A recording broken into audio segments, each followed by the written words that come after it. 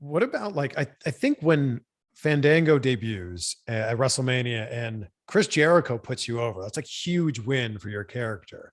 And I think there were a lot of people at that time that were questioning, like, why would Chris Jericho do this? Like, it didn't seem like it made sense to him. What was your reaction when they told you that you were going to go over on Chris Jericho at WrestleMania?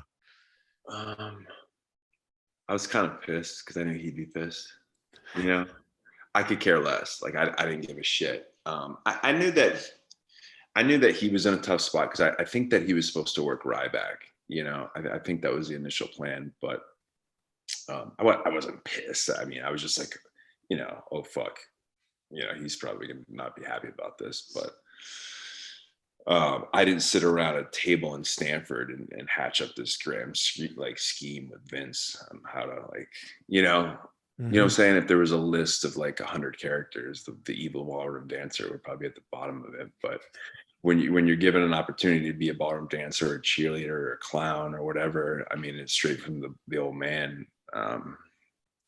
I could have said no thanks and then maybe just hung out backstage for another year or two and probably got released. So it's like, this is probably my one shot, man. And fucking, I'm going to have to try to at least make this as best as I can.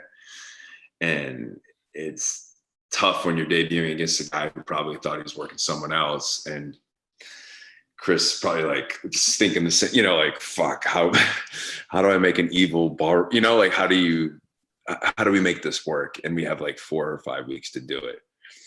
And to his credit, man, he could have fucking sandbagged me, and he could have boo-boo faced it and just got his payday and moved on to the next thing. But he wanted to make it, make chicken salad out of chicken shit, I guess. And yeah. And not saying Fandango was chicken shit character, but like it was a tough angle to try to make work in a short period of time. Because obviously I had the machine behind me, they had the pyro, everything like that. So I'm not trying to like bury the character, but it was just, it was hard to sell a WrestleMania program to a guy that's never wrestled on TV before in about 4 or 5 weeks. Yeah. Hey, it's Chris, and thank you so much for checking out this video on my CVV Clips channel. If you haven't subscribed yet, I'd be so grateful if you could do that right now. Don't worry, the main channel is not going anywhere. We've got full, in-depth interviews on the Chris Van Vliet channel. CVV Clips is for exactly that, clips from those longer interviews.